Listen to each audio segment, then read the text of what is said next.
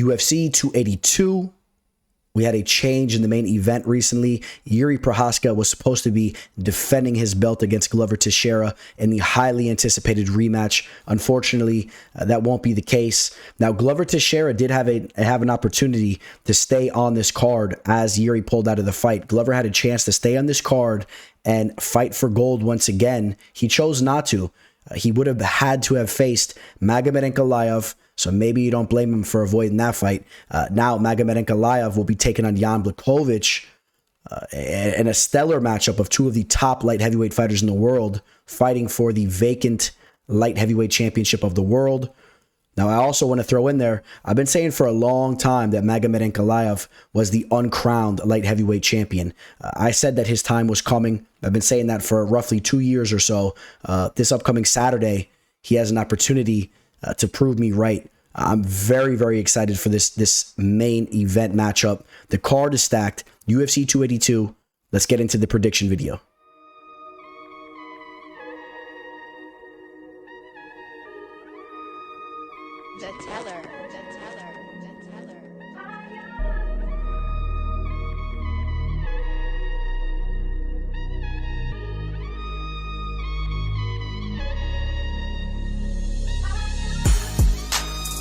It's another day, left jab, right jab, this is MMA. Mixed martial arts, quick body parts, undefeated when I pick 'em. Who the champ, who the victim, looking in my crystal ball, I predict the winner.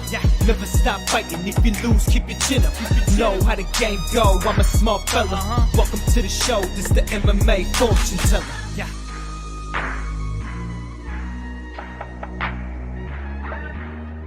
The MMA fortune teller. The teller.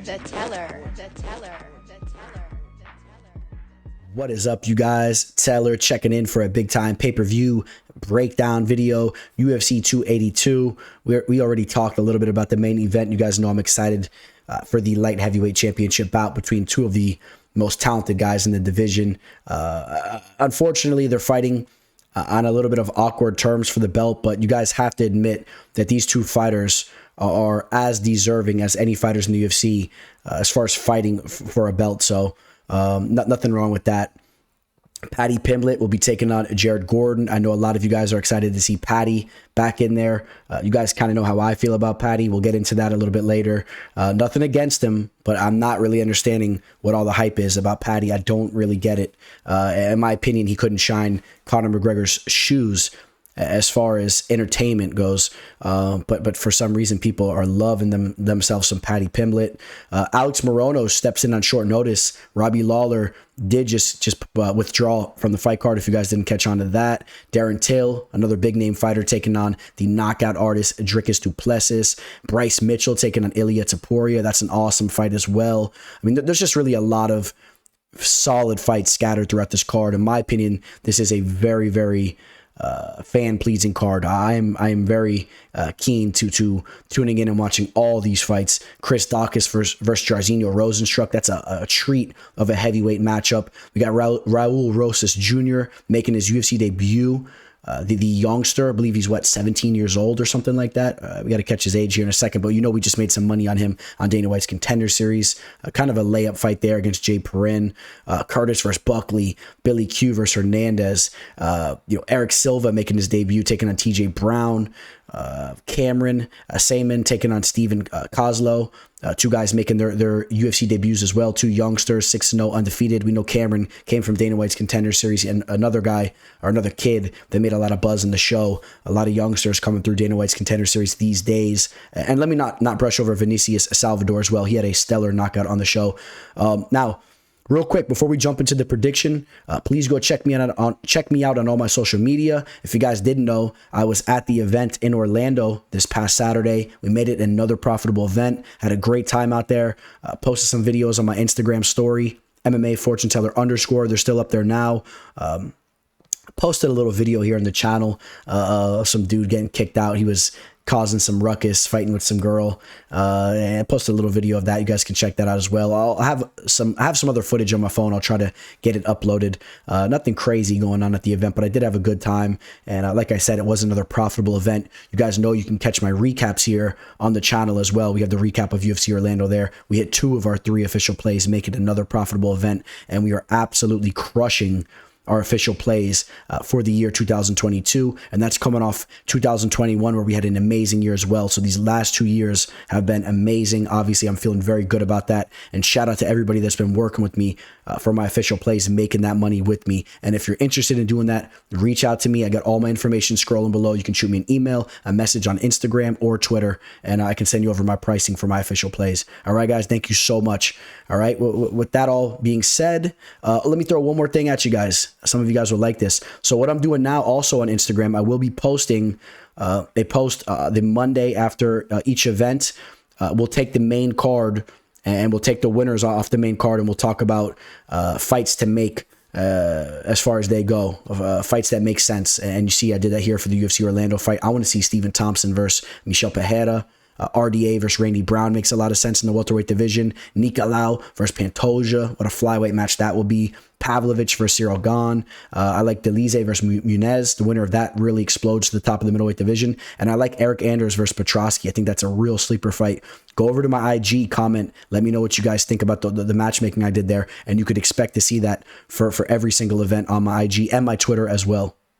All right, now that we got that all out the way, we're talking some upcoming fights. We got Cameron Saaiman taking on Steven Koslow.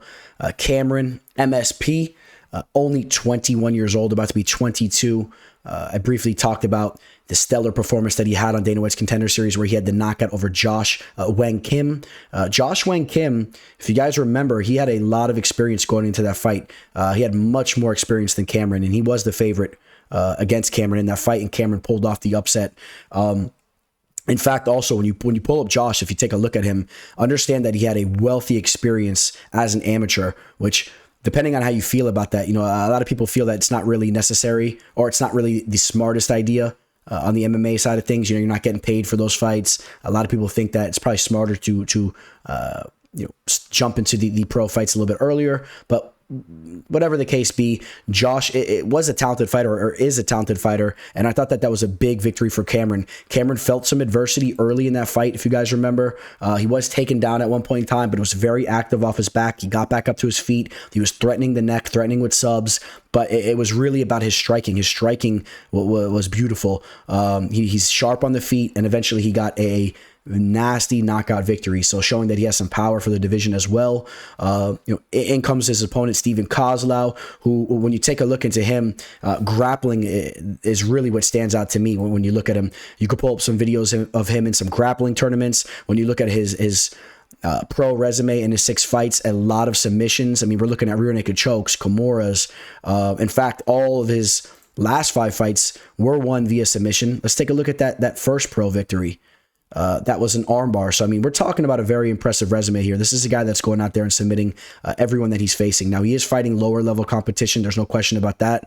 As an amateur, a lot of subs mixed in there as well, and won every single fight except for his first one, where she lost via split. But give the guy a break. It was his first amateur fight way back in 2015. So I do believe that this is a little bit of a striking versus grappling matchup.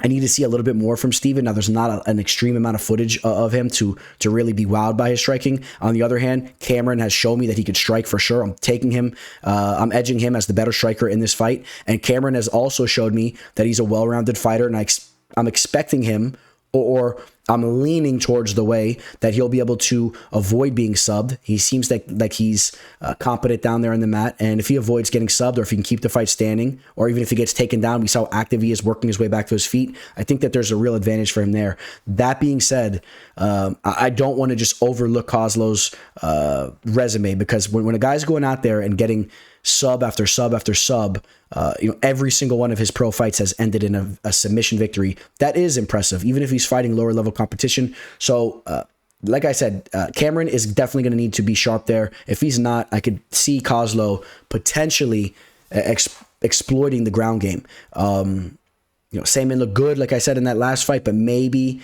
we start to see that Josh Wang is not as sharp are not as talented with his grappling as maybe we thought. We saw him, mix in some takedowns. He got the fight down to the mat. Maybe he's not really up to par, and maybe that's why it was so easy for Cameron to get back up to his feet. Or I lean more towards the way that Cameron is a fighter that's sharp all around. He's been training mixed martial arts from a very young age. That's something else you have to take note. That he's a career mixed martial artist, and he'll have a 1-inch height advantage. We don't have a reach on Steven Koslow, but don't expect Cameron to be smaller than Steven, which Cameron was smaller than his last opponent. That's the thing I like as well, going for Cameron. I got Cameron Saaiman to get the job done in his UFC debut. And let's go take a look at the betting line here. Let's see what line is next to the youngster's name over on Bovada.lv, which you guys know is the sportsbook I use. I was a little surprised to see that Cameron Saaiman is a minus 285. That's a pretty hefty favorite. We're talking about almost a 3-1 favorite there. Are people a little bit too hyped up on the performance that he had on Dana White's Contender Series? Let's not forget he dropped the first round, right? He came back strong and definitely showed to be a very tough and skilled fighter. But Steven Koslow is a talented grappler. I'm not really sure if he should be a plus 225. I think that line should probably come down a little bit, if we're being honest. I think Koslow maybe should be more like a plus 180, plus 190. I think Saaiman's line should be more like a minus 230, 240. So I see more value on Koslow. But again, take that with a grain of salt. I like Cameron to show up here and get the job done. I like what I've seen from him. Again, guys, just understand, for you newbies, I'm trying to break down these betting lines for you guys, all right? We're talking about where these lines are at. I'm not going to just come here and just give you basic picks. Yeah, Cameron to win. All right. We have to analyze these betting lines. So that's what I'm trying to do for you guys here. Be a little wary about that line being that high. In my opinion, I still say Cameron gets the job done, though. I absolutely love the addition of Vinicius Salvador to the flyweight division as he was signed from Dana White's Contender Series. He takes on Daniel Da Silva, who's 0-3 in the UFC. Still very young, only 26 years old, but maybe the UFC likes the kid, right? Maybe he's very polite behind the scenes because he's getting a nice opportunity here at one more chance to fight in the octagon. So if he loses this, without a doubt, I think that's the last we see of him, at least for the time being. He's still young. You never know. Maybe we see him down the road, but if he loses this fight, he will be cut.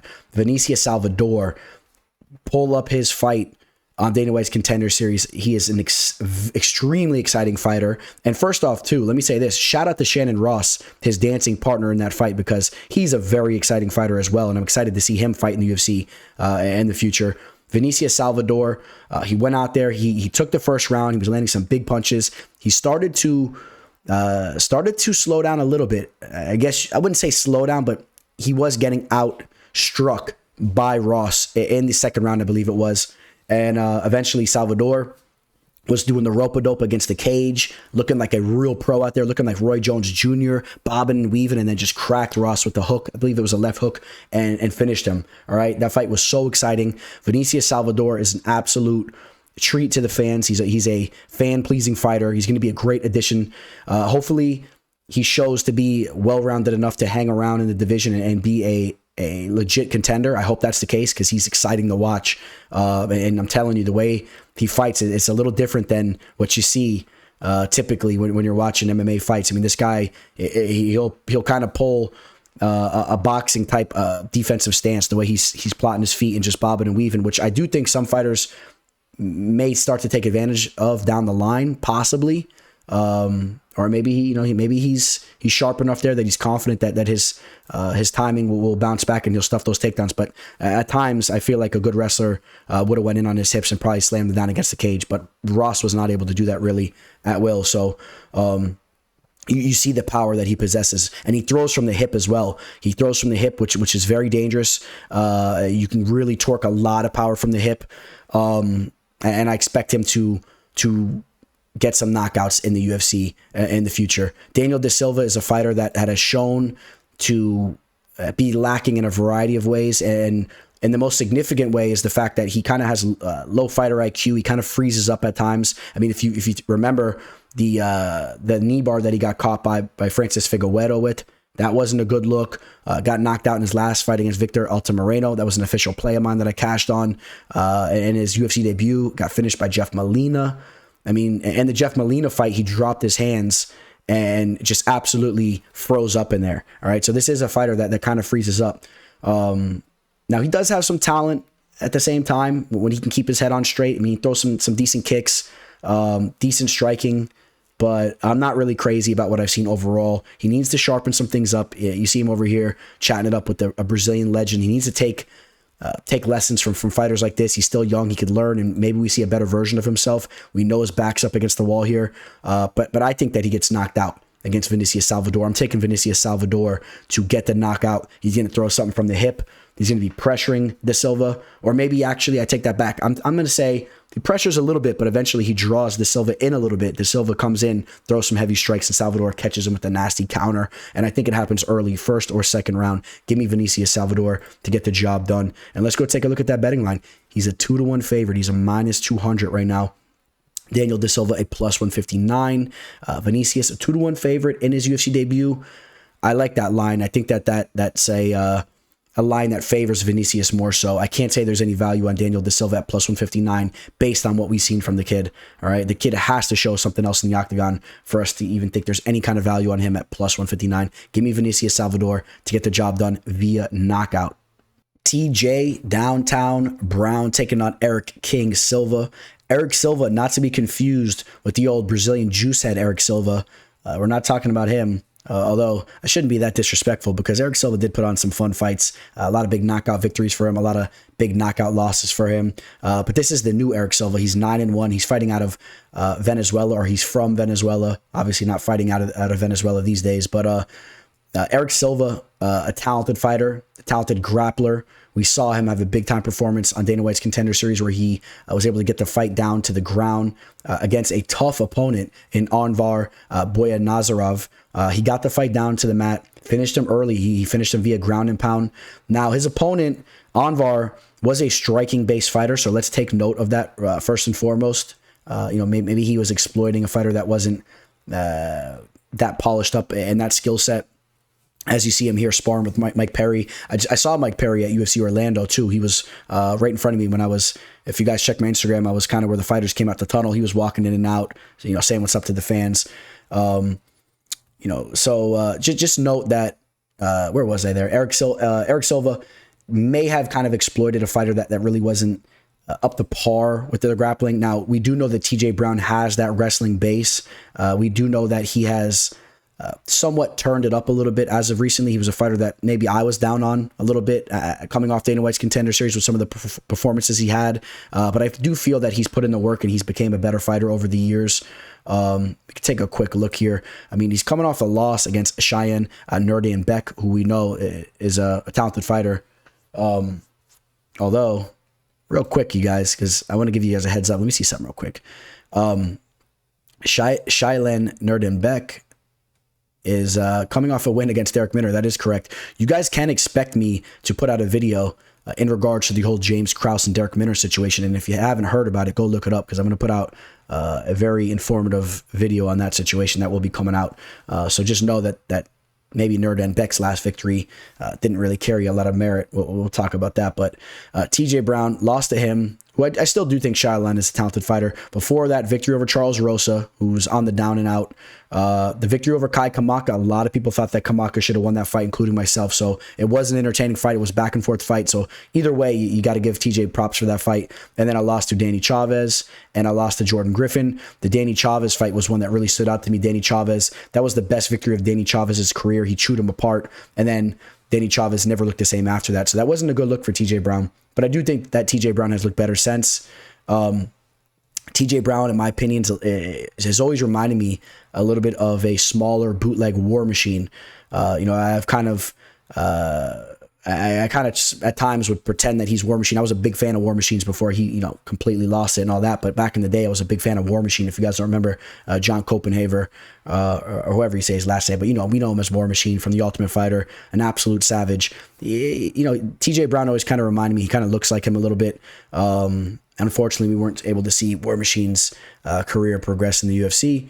But unfortunately, I don't know how long TJ Brown's career will be progressing in the UFC after he takes a loss to Erik Silva. I'm saying Erik Silva gets the job done here. I think Erik Silva will be the more talented grappler. I know TJ Brown has that wrestling, but Silva can do it all. He has some nasty jiu-jitsu, a lot of savvy submission victories, a lot of rear naked chokes there. In fact, he had 4 rear naked chokes in a row, at least in his last 5 fights going into his Dana White's Contender Series fight, and then also showing some diversity using the ground and pound too. So if this fight goes down to the mat, I definitely favor Erik Silva. And on the feet, I think that Erik Silva has recently shown some comfortability on the feet too. I could see him being the more calm and composed striker. TJ Brown, a little bit more of a peanut butter and jelly type striker. You guys know what I'm talking about. Just, he's technically sound, but there's nothing really too exciting going on there. I think Erik Silva might be a little bit more fluid and relaxed and actually get the better of the striking. Could see him even landing a big shot there as well. Give me Erik Silva. He's making his UFC debut, but do realize he's 35 years old as well. So the time is now. TJ Brown will have a 2.5-inch reach advantage, surprisingly enough, because Erik Silva kind of has it seems like he has a long frame, but TJ Brown will have the reach advantage there. Let's take a look at the betting line here. Erik Silva is at -115. The comeback on TJ Brown is -105. Basically a pick 'em here. A very, very slight lean to Erik Silva, if you even want to say that. Being the fact that I picked Erik Silva, obviously I see more value in an Erik Silva line there. This is his UFC debut. Do take note that this is a little bit of a different stylistic match than his last fight. Now he's fighting a guy that can grapple, so Erik Silva will have to show some diversity and some growth with his striking to get the job done here. I think he could do that. Billy Q taking on Alexander Hernandez. I do like this fight taking place in the featherweight division. Billy Q, he is coming off a loss against Shane Burgos, who has since departed. I believe he's over in the PFL these days, right? Before that, a victory over Gabriel Benitez, and then a loss to Gavin Tucker, and then a victory over Kyle Nelson before that, and Spike Carlisle. So as of recently, both these fighters a little bit of a win-loss type situation. Alexander Hernandez losses to Renato Moicano, Thiago Moises, and Drew Dober. While he had wins over Chris Grutzmacher and Mike Breeden. I want to pull this up for you guys real quick. Alexander Hernandez definitely carries some big-time power. He's an explosive athlete. He can somewhat wrestle. We know that he's very diligent with his training and all that. I mean, you take a look at his victories. Of course, the Beneil Dariush victory stands out the most, but some might want to believe that was a little bit of a lucky punch. Took that fight on short notice, caught Beneil slipping. The victory over OAM, that was a big fight. That was a big victory for him. That was a close match. And if you see what OAM is doing these days, that one does kind of stand out. Then he got beat down by Donald Cerrone. The Francisco Trinaldo fight, he should have lost that fight. There was about 2 significant strikes thrown between both men the entire match, and Trinaldo was walking him down. That should be an L. Then he got knocked out by Drew Dober. These 2 victories right here, I want to talk about them. Chris Grutzmacher and Mike Breeden, in my opinion, 2 below-level fighters in the UFC. Those were his big standout fights as of recently, right? I mean, I don't want to just diminish the OAM and Beneil Dariush, but as of recently, and then other than that, getting starched by Dober, taking the L against Thiago Moises, getting finished by Renato Moicano. Sometimes it's really hard to put your finger on who exactly Alexander Hernandez is at this point in time. He's 30 years old. I think he's a little bit of a head case in my opinion. But if he comes into this fight confident and hitting on all cylinders, he is a dangerous opponent. Billy Q, a talented grappler, a talented jiu-jitsu player. His striking's coming around. You see him working the overhand right here. It looks like he's practicing a little bit for a street fight or something, right? He looks like he's about to fight some bum. I guess that was the case. I don't know who Dano is. Dano ghosted me and never showed up. Who's Dano? If anybody knows, comment below. But he was about to hit him with that overhand right. And look at Matt Frivola rubbing his hands, getting pumped up for that. You gotta like Frivola and Billy Q, man. They're cool dudes. Alexander Hernandez, like I said, a very explosive athlete. It's really gonna come down to what Alexander Hernandez steps into the cage. I truly believe that. Who both these guys are decently well-rounded, man. Who's going to get the better of those striking exchanges and in the grappling exchanges? I feel a little bit more comfortable saying that Billy Q kind of edges Alexander in both spots. Hernandez might have a little bit more power, but Billy Q's a little bit more technically sound at times on the feet.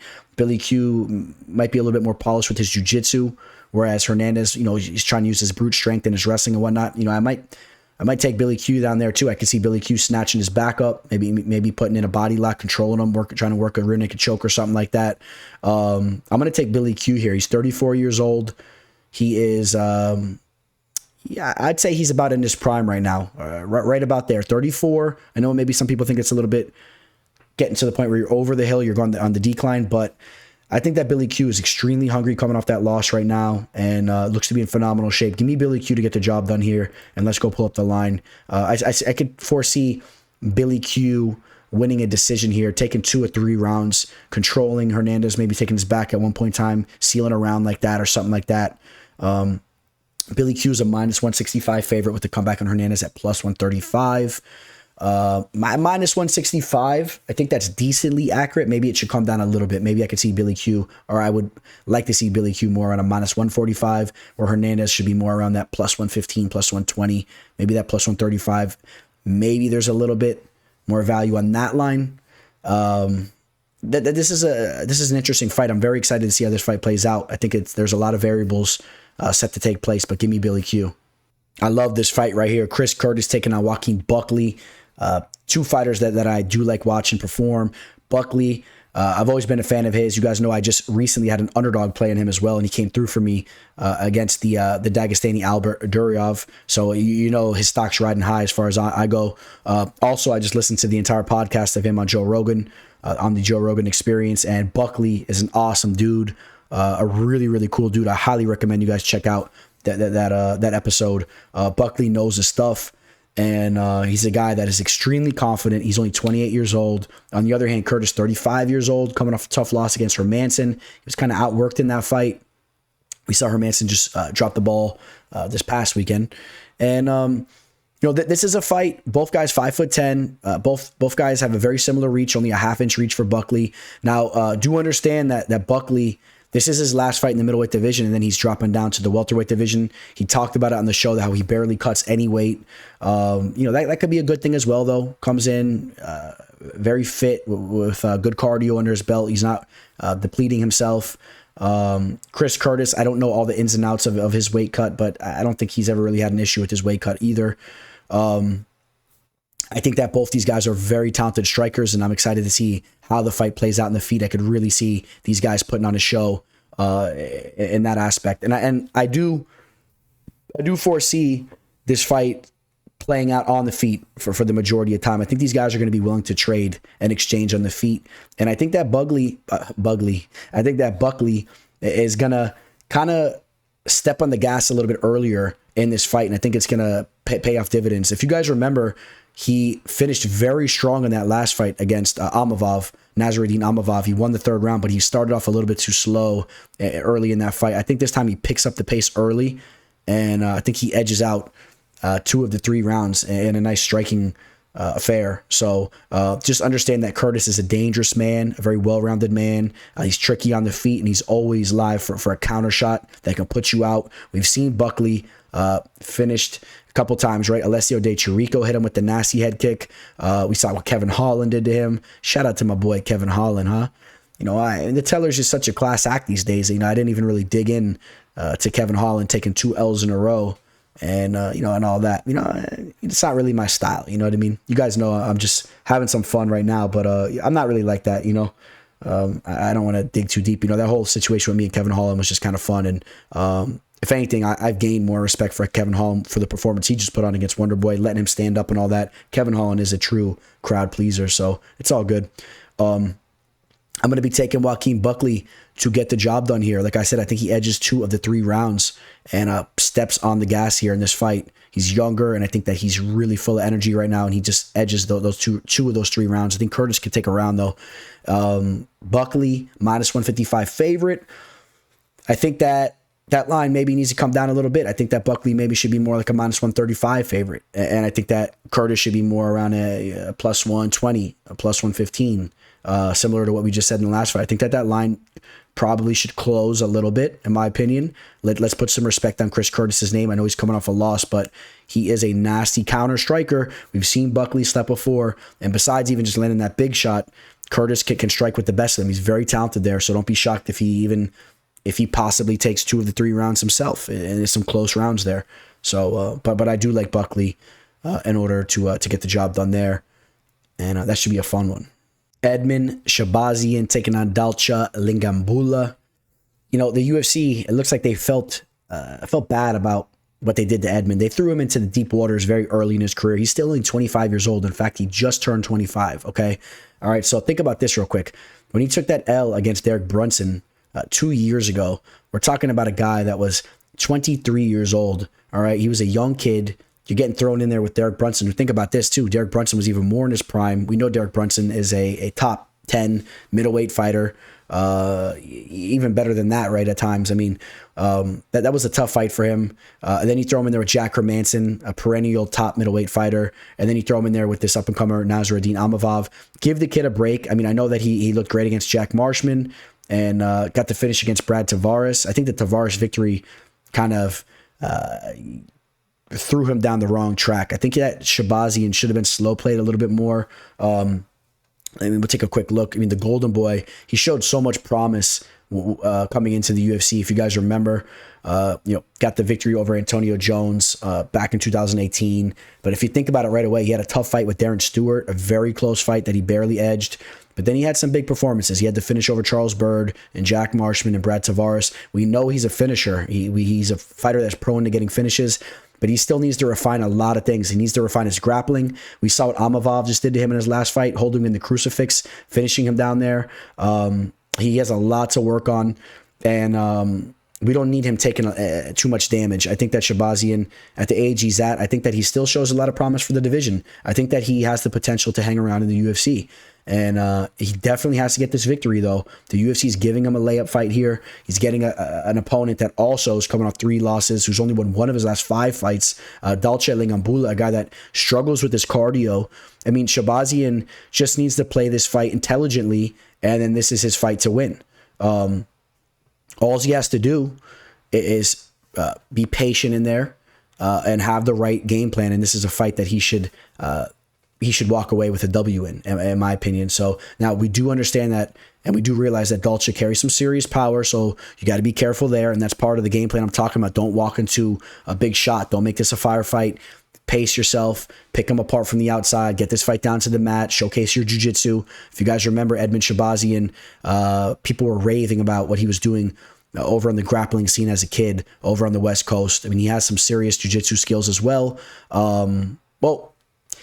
That was the word on the street, right? When he was coming in, he had those jiu-jitsu skills that everyone was raving about, but we're really seeing that he's not up to par with the top of the food chain. We're talking about the top of the food chain, right? I mean, Amavov, we're talking about top 10 middleweight fighter, so he's not up to par just yet, but he does have that base. And he is going to be on a higher level than a guy like Lungiambula, in my opinion. So I would like to see him get the fight down to the mat and work some jiu-jitsu. I think that he will be a step above Lungiambula, and I think that it also will gas Dalcha a lot more so than Edmen. So I want to see him pushing the grappling. I want to see him making Dalcha dig deep and make him have to work to get oxygen to all those muscles. You see all those muscles here, and this should be Edmen's fight in my opinion. But just do understand that Lungiambula carries some serious power, like I spoke of, and Edmen needs to be on his P's and Q's there.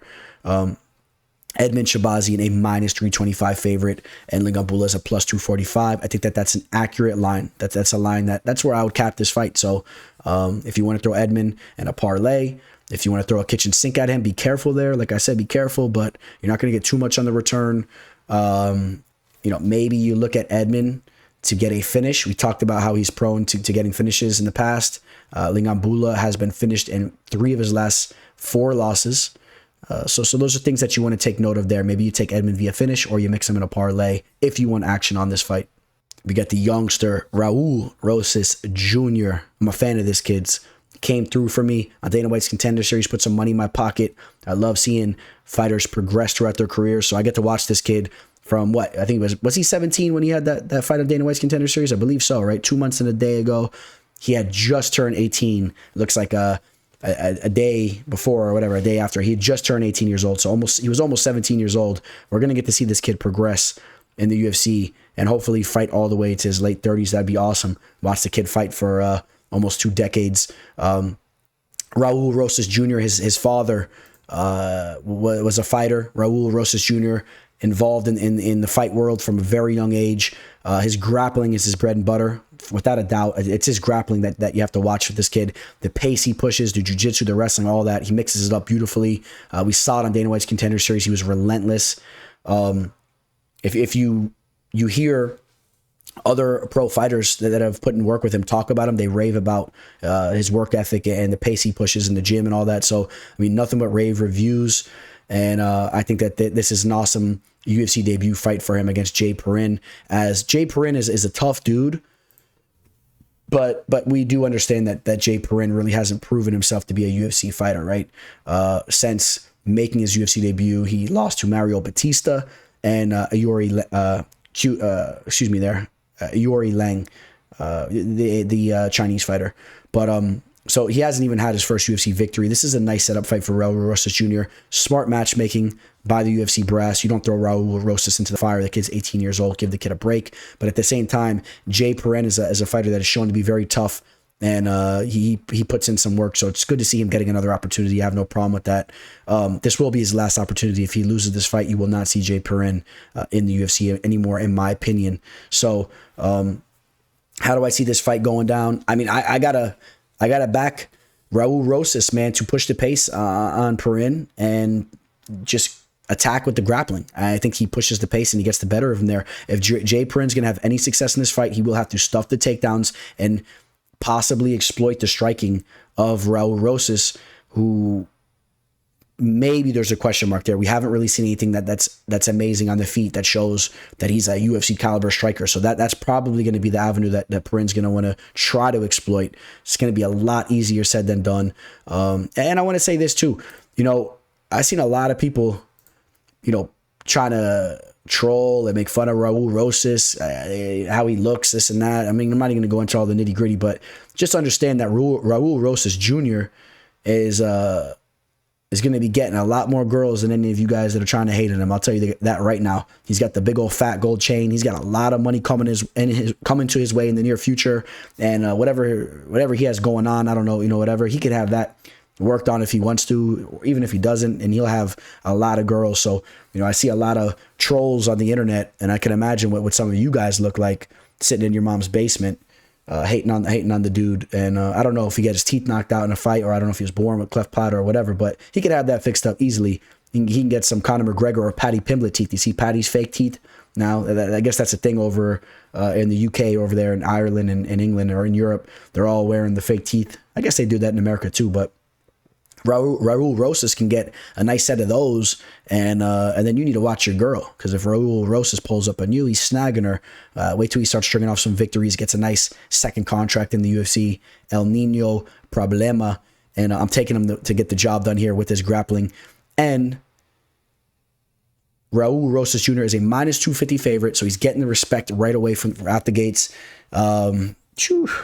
I think that line's decently accurate. Maybe it should be more like a 230. I don't know. Keep an eye on it. He has a lot of hype behind him because of his age and everyone talking about him. We still need to see more from him, but I love the pace he pushes with his grappling. Just be a little wary of him maybe getting clipped on the feet, or if he's not able to get the fight down to the mat consistently, maybe getting picked apart in the feet. I want to see more from him with his striking. I saw some things that I wasn't crazy about, but I could see that all being worked on, and he's very aggressive, so he kind of leads in with his head a little bit and maybe gets countered. Jay Perrin, he can put a little bit of oomph in his shots, but Raul Rosas Jr. to get the job done via submission. I'm going to say he pulls off a sub in the third round. Maybe he takes it back, so he does something. He pulls some type of choke off. He pushes the pace like very few do. Great cardio. Give me the youngster. Jairzinho, Biggie Boy, Rozenstruik taking on Chris Daukaus. Both fighters coming off 2 losses. But that doesn't discourage me from wanting to see this fight at all. Both these fighters have proven to be very talented strikers in the division. They got knockout power. I'm loving this fight here. Rozenstruik coming off a loss to Volkov and Curtis Blades, 2 of the top heavyweight fighters in the world. Before that, he had a beautiful knockout over Augusto Sakai, and then a loss to Cyril Gane. So he's only losing to the best fighters in the world. Chris Daukaus coming off the loss to Curtis Blades, where he got steamrolled, and then the loss to Derek Lewis, where he got steamrolled. 2 of the best fighters in the heavyweight division. So this is a great matchup here. I absolutely love this match. One of these men is going to rebound here and get a big victory. I expect this to be a striking match. We know Daukaus is very polished up with his boxing. I've had the pleasure to chat it up with Daukaus quite a few times.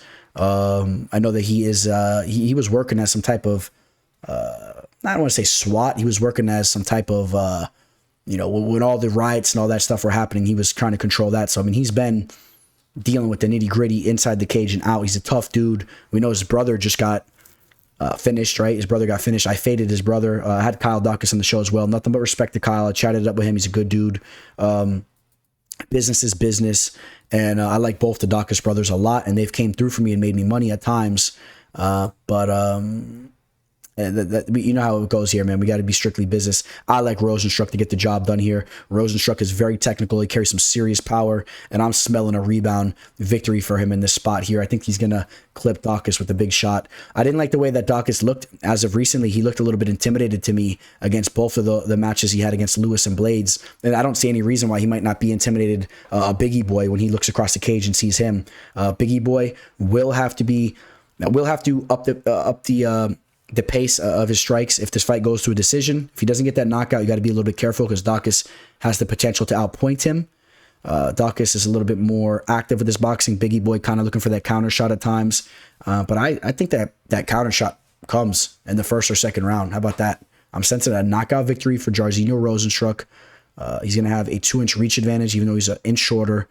And fighting out of Suriname, give me my boy, Biggie Boy, to get the job done. Landing a nasty left hook, something like that. Maybe an overhand right. He's gonna land a nasty shot with his hands and put Daukaus out, wobble him up, and hurt him. Now, excuse me here, guys. Almost forgot about the betting line. Snoozing over here. All right, so let's go take a look at the betting line here. Jairzinho Rozenstruik at -175, which is exactly where I had this fight capped. Daukaus at +144. When I saw this matchup, that's exactly what I was thinking. We've seen that line next to Rozenstruik's name at times. -175. Not surprised to see that there. He even though they're both coming off some losses, Rozenstruik getting more respect. We understand he's a little bit more of a refined striker and has had some big time performances. Daukaus, on the other hand, some people are questioning if some of his big performances were a little bit fluky or we haven't seen it consistently enough. Give me Rozenstruik at -175. I think that I like that line better than a Daukaus at +144. I think this is an accurate line, but I like the -175 line on Rozenstruik better than I like the dog odds on Daukaus, in my opinion. I'm thinking that Rozenstruik shows up here and Daukaus needs to show me something, but do understand that this is a heavyweight matchup of two dangerous men that carry serious power and that are going to be striking it out, and anything's possible. And also take note that I said if Rozenstruik doesn't get that knockout, at times he's been a little bit hesitant on the feet. If it goes to a decision, be a little bit wary of that. Hopefully Rozenstruik doesn't perform like he has in the past, where he kind of freezes up and he's just waiting around too much. But I don't think he'll be as intimidated of Daukaus as some of those other fighters that he's done that against. Bryce, Doug Nasty, Mitchell taking on Ilia, El Matador, Topuria. An awesome match in the featherweight division. Two very, very hyped up and coming fighters that have been working their way through the ranks for some time, that have really gained a lot of respect for the performances they put on. Both undefeated fighters. We got Topuria at 12-0, Mitchell at 15-0. Somebody's O has got to go. You got to love those kind of fights, especially for fighters that are undefeated but have actually put in work in the UFC for some time. You know what I mean? They're undefeated in the UFC. It's not like they're just some guys with padded records that are coming in undefeated or whatever. Bryce Mitchell. Let me talk about Bryce real quick. I'm not getting into politics. I'm not getting into like any type of political ideologies. My goal is for you guys to not even know really where I stand. And to be honest with you guys, I am somebody that's very diverse with my views, so I'm not really set in stone on one side or the other anyway. So it would be very hard to ever corner me in something like that. I'll say this: I like Doug Nasty, and some of the things that he has said, I agree with. But then there's other things that he has said that it's a little loopy in my opinion, and I do think that he's kind of been a little bit out there at times. I think he's one of those conspiracy theorists, and some of the conspiracies that he thinks of, I agree with. Some of them he's kind of going too far. I think he might believe in flat Earth as well. So he's a funny dude, and I have absolutely no problem with him speaking his mind. Why not? He has his right to. He has his platform. Speak up, say whatever you want, and represent Arkansas. Do your thing out there. Look at him getting his fishing on. I mean, that looks beautiful. I would love to be in a boat like that with my dog chilling. And, got his little girl there with him. He's living the life. Good for him. He pushes the pace like very few. That's his strength. He goes out there and looks to break his opponents. Ilia Topuria, a well-versed fighter. He can push the pace with his grappling as well. He's great takedown defense. Could be a little bit of a problem for Bryce there. That's going to be a big narrative of this fight. Can Topuria keep Mitchell off of him? Can he stuff those takedowns, and can he use his striking? Topuria has big-time power. Let's talk about some of the knockout victories Topuria has had. Coming off a nasty knockout victory over Jai Herbert, a knockout victory over Ryan Hall. That was a nice one. The knockout over Damon Jackson. That was brutal. And then even going back outside the UFC, he had a knockout victory over Steven Goncalves. Bryce Mitchell, like I said, looking to either submit you or just really work you with the grappling. Want to note that twister submission he had against Matt Sales. That was impressive. Matt Sales, a boxing type of fighter, he was not a good matchup for a guy like Bryce. Ilia, a little bit different. Both guys in their 20s. This is an awesome fight here. Bryce will be 3 inches taller, a 1-inch reach advantage, a little bit more of the naturally larger man. I'm taking Ilia Topuria to get the job done here. I think that he will be able to stifle Bryce's pace and wrestling enough where he could use his striking. I could see him even landing a big shot. We've seen Bryce eat some shots before on the feet. The thing is, he's so damn tough that he runs through those shots and just continues to try to break his opponent. And that's what he'll have to do here. But I think that Ilia will be up to par there and will either get that finish or just score big points and do damage. He'll do enough damage and he'll take this fight even if it goes to a decision. And if I have to pick how I see this fight going, because I know a lot of you guys have been pushing me to give you guys like a solidified answer on how I see this fight going, I'm going to lean Ilia Topuria to get the job done via knockout. I think that Mitchell leads with his head a little bit at times and he eats shots, and Topuria has serious power. So give me Topuria to win this fight via knockout in the first or second round early on. All right, so Topuria is a -152. The comeback on Mitchell +121. I think that line favors Topuria a little bit more so. Not an extreme amount of value in my opinion. I mean, there's value there, but if it goes up to like the -175, -180, maybe be a little careful. But I like Topuria here. I think Topuria has all the tools to get the job done in this matchup.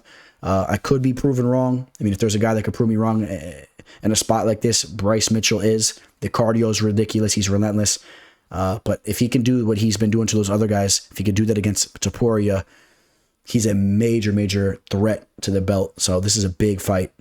Darren, the Gorilla Till, he's won one of his last 5 fights, taking on Dricus du Plessis, who is undefeated in the UFC. Since joining the UFC, what does he got here? 2 knockout victories, and then that big victory over Brad Tavares where he dug deep in that fight and took it. Darren Till coming off losses against Derek Brunson where he was submitted, lost to Robert Whitaker, had the victory over Kelvin Gastelum. I thought that Gastelum won that fight. I know some of you guys disagree with me. I think that Till should have lost 5 fights in a row at this point in time. Got knocked out by Masvidal. That was 3.5 years ago. I was in New Orleans for that fight. I remember that fight very vividly. There was an early card, I believe, over in England. That's when the 2-piece in the soda happened with Masvidal and Edwards and all that. What Tyrone Woodley did to him, Till should be ashamed of himself, especially as Woodley started to show what kind of fighter he really was. I think that Till dropped the ball. I mean, Woodley, in my opinion, an overrated fighter. He had some power, but I mean, you saw where his career went. And he wasn't that old. It wasn't like he was completely old. I don't know. Let me not go on too much about that. But I think that Darren Till is an overrated fighter. He's a technically sound fighter. He's tricky on the feet. He does give guys problems. The southpaw stance. He's light on his feet. He can he can point you up a little bit. But he's just missing something in my opinion. And if you bring the energy to him, I think that he kind of shies away from it. I think if you bring the fight to him and you land some big shots on him, he starts to realize, oh, I'm not supposed to be winning this fight. If you let him do what he does out there and you let him work you, if you're on the back foot, he'll outpoint you and you'll win a decision or whatnot. But I'm just not that high in Darren Till's overall skill set. And the fact that I think he's a little bit overrated. He has some skills, but he's overrated. I like the fact he's been working, putting in work with Khamzat and all that. They become boys. That's awesome. I mean, obviously Khamzat's a savage. And then you got Dricus du Plessis, who has serious power. He might need to refine some things with his boxing. He puts a lot into his shots. He's a little wild at times, but his power is so crazy and it works for him. And he lands those big shots. It hurts his opponents.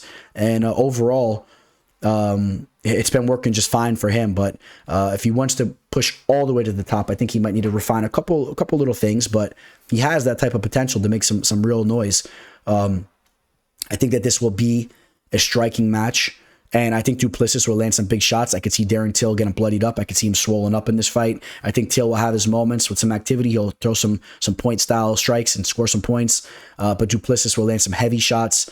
He'll potentially get a knockout on Till. He'll potentially hurt him bad, bust him up, bloody him up, swell him up. And I'm on Du Plessis here. I like Du Plessis to get the job done. He has just looked better and better every time I've seen him. He has a wild, freakish type of body, and he just makes it work, man. He puts a lot into his shots. And Darren Till just hasn't looked good, in my opinion. And I think that, I've said this before, I think Darren Till is one of the more overrated fighters in the UFC, and I stand behind that. I think Du Plessis gets the job done here, and possibly gets that stoppage in this fight, a TKO stoppage in the third round or something like that. All right, so Du Plessis, I'm -175 favorite, with Darren Till at +145. I think that's a spot on line right there. I like that line, -175. That's where I see the line. So I'm not going to say if there's value one way or the other. That's an accurate line. I guess maybe I will say one way or another. Give me the -175 more so than the +145 on Till. How about that? I don't want to leave you guys hanging there. I think the line is accurate, but we're not going to leave you guys stranded like that. Give me the -175 more so than a +145. If the Du Plessis line gets out of hand, it's -185 or 190, 195, creeping up to -200. Be a little bit careful. Be a little bit careful, because we got to see what kind of Till shows up, how motivated, how sharp has he been working on his craft. And at the same time, Darren Till, 29 years old, still in his physical prime. Hopefully he's taking himself serious, and maybe he could squeak off a decision. He has a big name, and maybe he could possibly steal a split decision. Santiago Ponzinibbio taking on Alex the Great White Morono. Alex Morono steps in on short notice. Now, Santiago Ponzinibbio was supposed to be taking on Robbie Ruthless Lawler. Robbie was injured. He had to withdraw. Alex Morono has won 4 of his last 5 fights, had the big victory over Donald Cowboy Cerrone, the victory over David Sawada, Mickey Gall, and Matthew Semmelsberger. In my opinion, the Semmelsberger victory as of recently, or out of all 4 of those, is probably going to be the most impressive, in my opinion. Cowboy way past his prime. I'm pretty high on Semmelsberger. I think he's a stud athlete. His striking is pretty good. And that's an important fight for him, because Santiago Ponzinibbio is a solid striker as well. Just had a very, very closely fought match with Michel Pereira. Could have went almost any way. Ponzinibbio's dangerous on the feet. Had a split decision loss to Jeff Neal before that. And then the victory over Miguel Baeza, where he dug deep in that fight. Did get knocked out by the Leech before that, but just understand that he's coming off 2 split decision losses that could have went either way, and they were impressive performances. So his stock is not really that bad right now. I think Ponzinibbio would have ran through Robbie Lawler, if we're being honest here. And you see Ponzinibbio. Ponzinibbio's crafty. He does what he needs to do to get the job done. If you remember when he poked,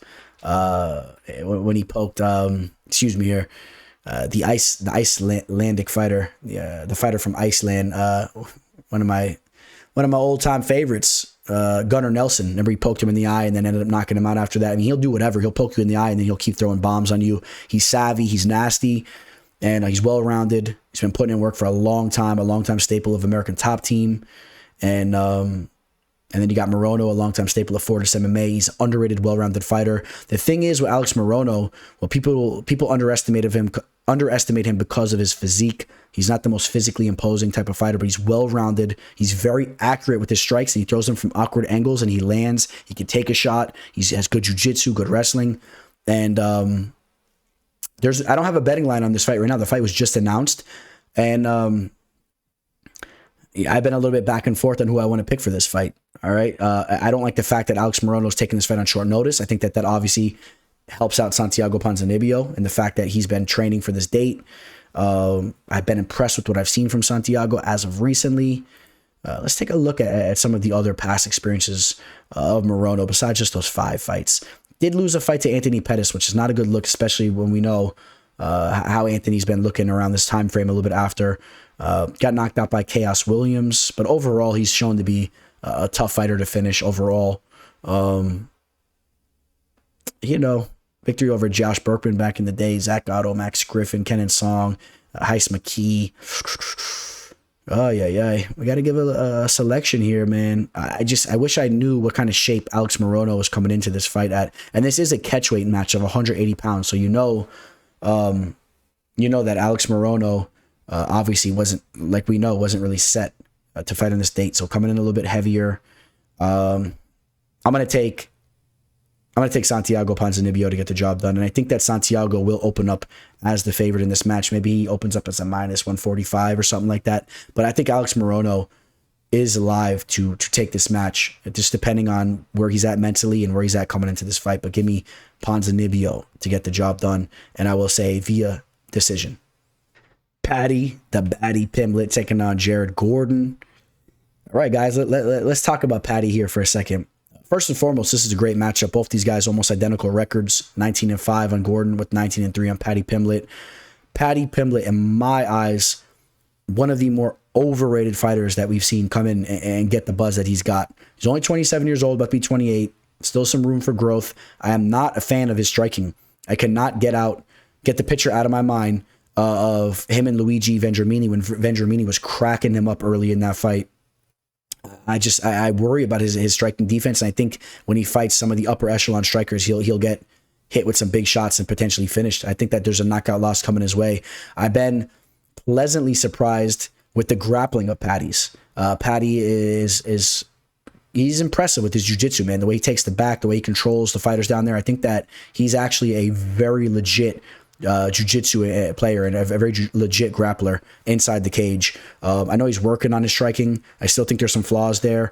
He's a little wild. He can land some big shots as well, the way that he's wild and throws shots from awkward angles. Confidence is always sky high. I do like that.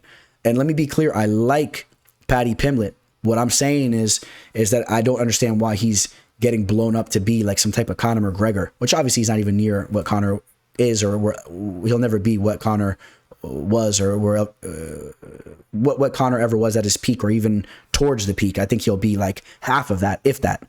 But I see on the embedded, I see Paddy Pimblett doing these things like opening up or working at some shoe store thing with all the hypees. They call those kids the hypees, whatever. They're like wearing shoes with Paddy's face on it, this, that. I mean, I don't even know how to articulate all that stuff, you know what I mean? But it's like the youth, they're all gravitating towards this kid, and I just don't see it. He's kind of like a goofball, in my opinion, a little bit. He has this big old blonde beetle head, and he's a funny dude. Again, I like him. Just don't give him that much respect. I don't know, or that much hype. And when the knockout loss comes, and he gets another knockout loss, I mean, what is everyone going to be saying then? So, he just threw in the veneers. I do believe he just threw in the veneers, or something's going on. Maybe I'm wrong, but I don't think that the pearls were looking that good back in the day. And in fact, they weren't, because look, I'm looking at them right there. If you guys can see that. Look at those. Those weren't the same pearls. But look, Paddy's a good dude, man. Smoking a spliff over there in New York. Good man. But now he faces Jared Gordon. I think that Jared Gordon stylistically was a chosen matchup by the UFC brass. Jared Gordon, more of a grappling-based fighter, which favors Pimblett. Jared Gordon likes to push the pace. Excuse me there. Likes to push the pace. And I don't know how much success he'll have in that department with Paddy, because I think that Paddy will be the better grappler, the better jiu-jitsu player. Gordon, in my opinion, he should look to throw some heavy shots on the feet and try to catch Paddy slipping, catch him with that big overhand or a nasty left hook with those buzzsaw type of throws that Gordon does. You guys know what I'm talking about. Gordon comes in just throwing leather, throwing those buzzsaw hooks. Maybe he catches Pimblett on the chin like Vendramini did, but Gordon has some power too. If he puts something into it, he could maybe hurt him and finish him. Gordon a little bit up there in age, 34. Pimblett 27. That favors Pimblett. Pimblett an inch taller. He's going to have a 5-inch reach. So Pimblett should be looking to strike from the outside until they engage in the grappling, where I think he'll look to take over and win a decision here. I don't think that he finishes Gordon. I don't think he pulls a sub off down there. Gordon pretty well versed with his grappling defense. I know he was finished by Grant Dawson via submission. Grant's a stud though, but typically, if you run his resume back down, he's only been submitted once in his career. That's right. He's only been finished one time. And he's been in there with Joe Salicki, a very talented submission player. Leonardo Santos, a very talented submission player. He's been in there with some legit grapplers. In there with Oliveira, but I would say he didn't get subbed by him, but he got knocked out so quick. speaking of a buzzsaw, Charles ran through him like a buzzsaw. Maybe he gets submitted if he doesn't get knocked out that early. Which way are we going with this fight? We're taking Paddy Pimblett to get the job done. I think Paddy gets the decision here. The crowd's going crazy. He gets another victory under his belt. And, Gordon's a good dude. He's a good man. But, he says he's not to be truffled with. But I think that Paddy's going to be truffling him up here. So give me Paddy Pimblett to get the job done. And let's take a look at the betting line here. Paddy Pimblett, a minus 250 favorite over at Gordon. I think you guys know which way I'm going here. I think that that's an inflated line due to the name value Paddy has. I think Paddy should be more like a minus 200. All right, so I think that line is exaggerated, and I think that there's more value on a plus 200 line on Jared Gordon. That being said, I think that Paddy gets the job done. I think he takes this fight, takes the decision, and hopefully he plays this fight smart, intelligently, fights the fight intelligently, strikes from the outside, uses kicks, doesn't engage in that boxing range, throwing heavy shots because he could get clipped and he could get put out, and he better be working on his head movement and his striking defense. Otherwise, it could be a problem. Hey, guys, real quick, I'm running a special for a big-time event like this. If you guys reach out to me for my referral link to sign up to Bovada.lv, I'm giving you 2 free cards for my official plays. Of course, you could use it for UFC 282. You can use those 2 for any events that you want. But my point is, you reach out to me, you sign up for to Bovada.lv through that link, and you make a deposit, and I get credit for that deposit. You're going to get an added bonus into your account for using my referral link. It's a win-win situation for all of us, and I truly believe Bovada.lv is the best sportsbook out there. Again, I could choose any sportsbook that I want to work with. I use Bovada.lv. I've been using them forever, for over a decade. I've been always using Bovada.lv. They're just clean. I love the setup. Their payouts are excellent. They don't play games with the rollovers. It's very simple. And I'll do a video and I'll get more into detail about that, but be very wary about some of the rollovers you get from these other websites, because what they do is they'll give you that bonus money, but you can use that money to make a bet, and then the money disappears and you only get the winnings. Bovada.lv, when they give you that bonus money, it's real money. That when you make a $100 bet, you win $80, you get that 180. On the other websites, you make that $100 bet, you win the $80, the $100 fizzles. Bovada.lv takes care of you. Reach out to me, and I'll answer any questions for you. But take my words, for someone that's been in the game for a long time, I know this is the best sports book, if not one of the best. And it's definitely worth having an account on. So reach out to me, and you get two fight cards for my official place for free. Don't hesitate. Shoot me an email, DM me on Instagram, message me on Twitter, whatever you want to do. The teller is here waiting for your message. Jan Blachowicz taking on Magomed Ankalaev for the vacant light heavyweight championship of the world. You guys know I'm excited for this matchup. Both these guys, just absolute warriors, 2 studs. And, this is an awesome match. I mean, if I could think of another match to replace the current real light heavyweight championship matchup, the rematch of Glover and Yuri, this is an awesome match right here. I mean, we could scroll down the top 10 of the light heavyweight division. Of course, Yuri was the champ. Glover was the former champ. They were fighting in that rematch, of course, 1 and 2. You got Jan Blachowicz right there, ranked 3. And then you got Magomed Ankalaev, ranked 4. So, I mean, this is the perfect replacement match. Alexander Rakic, I'm high on him. But let's be honest, he was getting hurt a little bit by Jan Blachowicz. That fight ended early, unfortunately, due to the injury. I would have loved to see that fight played out in full. But Rakic needs to heal up and then prove to us something. Anthony Smith, I'm good on that. Jamal Hill's making some buzz, but needs to put some more work in. And this is the fight. I mean, this is without a doubt the fight in the light heavyweight division. This is the fight for the current kingpin based on the situation. Glover Teixeira had an opportunity, like I said, to fight on this card, and he passed it up. I don't think he wanted that Magomed Ankalaev heat. I don't know. I mean, I shouldn't say that because, Glover's not scared of anything, and Yuri Prochazka is no joke, but Magomed Ankalaev is just so technically sound. I think that Glover knew it was a little bit of a different matchup. Glover was able to have some success against Prochazka based on the fact that Prochazka was so wild and took so many chances. I think if Prochazka fought that fight intelligently and safely, he wins that fight a lot more comfortably. And Ankalaev is the type of fighter that would go out there and do that. He would take advantage of Glover's age and speed disadvantage. Ankalaev is very technically sound. He's unorthodox on the feet, or I should say unorthodox, but he has the southpaw stance, and he's technical, and he'll make you pay. He's a sharpshooter. Remember the the knockout over Dalcha Lungiambula, speaking to him earlier, that nasty front kick, I believe it was, punted his head off across the cage. Let's talk about Magomed real quick. You guys know I'm a big fan of his, and I've been saying he was the champion to be for a long time. All right, I've been saying he was going to be the champion. I said for over 2 years, definitely for when the more than 2 years ago, because it was when the Dalcha situation was going on. The Dalcha knockout was when I was like, this guy's the champ. So we're talking about 3 years I've been saying he was going to be the champ, and we get to find out if that's the case this Saturday. I don't know why they don't throw that Dalcha knockout in any of the highlight reels for the advertisement for the fight. Instead, you see him, throwing strikes on Smith and all that. But how do you not throw that highlight out there? Maybe it was too brutal, but just went out there, dismantled Anthony Smith. Played it a little bit more patient in some of these fights, which is not a bad thing, right? When you're backing a fighter, or when a fighter is looking to reach the pinnacle of the sport, it's not necessarily a bad thing for him to show that he can be cerebral in there and can slow the pace down at times, and just in order to get the job done. I think Magomed Ankalaev defeats any man in the light heavyweight division right now. I truly believe that. I would take Magomed Ankalaev over John Jones. I got him here over Jan Blachowicz. I'd take him over Glover Teixeira. I'll take him over Jiri Prochazka. I think he knocks Prochazka out. I think Prochazka is way too wild, and that's a fight that's going to happen in the near future. So, when Prochazka heals up and all that, I mean, that's a fight that we will see down the line. There's no question about it, and I think you will see Ankalaev sharpshoot Prochazka. Now, over to Jan Blachowicz. Let me not sleep on Blachowicz here. I'm not trying to make it seem like this is a walk in the park.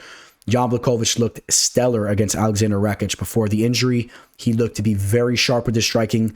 We've seen him hang on the feet with guys like Israel Adesanya. Of course, he mixed in the takedowns, but had some success in the feet also. You saw how sharp he is with the striking. A very, very underrated striker. He kind of has this weird type of style and stance, but he makes it work for himself. He's very, very accurate with his shots. He has good defense.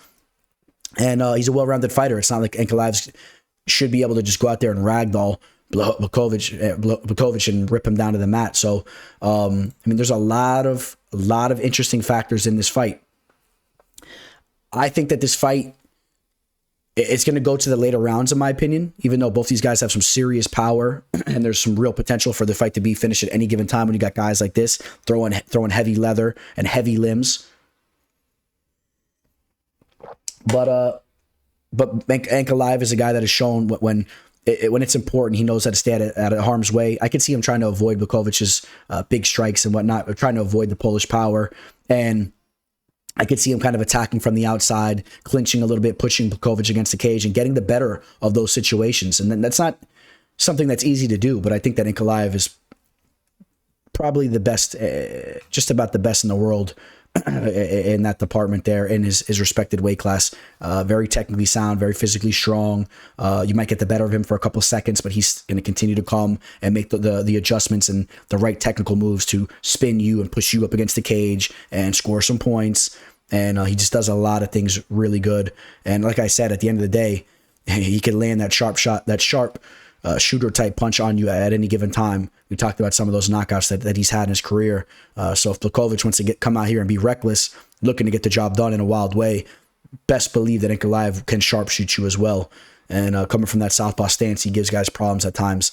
All right, so you guys already know my pick. I mean, let's not go on about it. Magomed Ankalaev, he's a minus 275 favorite. That's that's the type of lines that are going to be next to his name, man. And let's pull this up real quick. You guys might not be able to see this because it's kind of angled awkwardly, but I'll read it to you. I don't know hopefully you guys can see this here. Which you guys can, good. Magomed Ankalaev settled in at a minus 400 favorite against Anthony Smith. I thought there was value on him at that line. All right, a minus 400. That's how confident I was in him in that fight. You could have got it around that range early on. Against Thiago Santos, I was loving where that line opened up. But you see him closing at a minus 700, minus 800 against Volkan, a minus 365. He's just always coming in as a big time favorite. We're usually talking minus 400 to 500 range of a favorite. And in this fight here, he's a minus 275, which in retrospect, when you compare it to some of his other lines, it's really not that bad. But that just shows you the respect that people have for Blachowicz. So I understand it. But I'm going to say I lean more towards the value of a 275 line next to the future champ's name, because you're not always going to get a line like that on him. and typically you're just not. So I understand that Blachowicz is the real deal as well. But I'll say there's more value on a 275 line on Ankalaev. And then real quick, Jan Blachowicz has definitely had a late resurgence in his career, but, you know, knocked out against Thiago Santos back in the day, lost to Patrick Cummins way back in the day. Of course, he was a way different version of himself back then. You know, the loss to Manoa, Anderson, Gustafsson, Cummins. He completely changed his career from here on out. So I do expect Blachowicz to be a very sharp fighter. I expect him to be on his P's and Q's, and expect this to be a great match. Give me Ankalaev, though. And we just called another fighter to be the champion years on out, and we saw that happen in front of our eyes. You know, we saw that with Petr Yan. We saw that with, you know, we've done that a couple of times, and I'll have a video coming about certain fighters that we've called to be champion. I said Bo Nickel will be a champion. We'll see that happen in the next 2 years. And Magomed Ankalaev to be the newly crowned light heavyweight champion of the world this upcoming Saturday. Man, was that a hell of a breakdown or what, huh? Big shout out to you guys for sticking around to the end of this video. It means a lot to me. And, you know, not to be cocky or extremely confident, but, you know, it says a lot about you that you're watching my prediction video compared to some of these other clowns I've seen on the web back in the day. To be quite honest with you, I haven't really looked into who's out there these days, but I remember back in the day when I first started up, I would see some of these dudes' pages, and, you know, there ain't really nothing like the teller. So you guys have some good taste, and you even get your closing thoughts here to close out the show. You get the life lesson and all that, and you're making money with the best of them over here. We're breaking down these fights like no other. And first and foremost, I hope all you guys are flossing at night. Get those plackers. Make sure you're pulling out the plackers, especially when you're grubbing down those sirloins and New York strips and ribeyes. Gotta pull the plackers out. Get that steak and that meat out of your teeth. Make sure you're brushing them at least once a day. I know a lot of you guys have been skipping your brushes. I know that for a fact. So I don't want to hear any excuses. Don't be in the comment section trying to downplay it. You right there, you. I'm talking to you. I see you. You're contemplating what you've been doing. You've been skipping brushing a lot, especially in the morning. You're running out the house, and especially at night also. You're passing out before you brush your teeth. So start brushing those puppies up. Hit them up with the placards. Get the water pick. Take care of those chompers, because before you know it, you're going to be an old man. And if you don't take care of them, those teeth are going to fall out of your mouth. And especially for you degenerates that are drinking sodas with sugar in them, not even with the diet, not even diet with no sugar, drinking straight up Coca-Colas and all that, and eating diets that have a lot of sugar in them, your teeth are going to rot out of your mouth. You better be brushing your teeth, washing your mouth out. And hopefully, on a more serious note, hopefully you guys don't have a lot of sugar in your diet, because that's the real poison there. So cut that sugar out of your diet, and I'm going to leave you guys with that, all right, as we sign out, all right? I know I don't get the perfect teeth, but they're decent, and I take care of them. A little brown, you know, I like my coffee, right? As you guys can tell, I had a big old cup of coffee that I was sipping on as I recorded this episode, but you know what? It led to a nice breakdown video here. We really put that work in, and I love drinking my coffee while I break down tape. Nothing more exciting to me than sitting in the lab watching tape on fighters. Excuse me, they're plotting what my next move is as far as my official plays go. We've been absolutely killing it. I hope all you guys have been killing it too, making your money. Make sure you're smart and cerebral with your bets. Wish you guys all the best. Much love to all you guys. I appreciate you, man, for tuning in, hitting that like button, spreading the word about my channel. Thank you guys. Signing out. Teller. Welcome to the show. This is the MMA fortune teller. Yeah.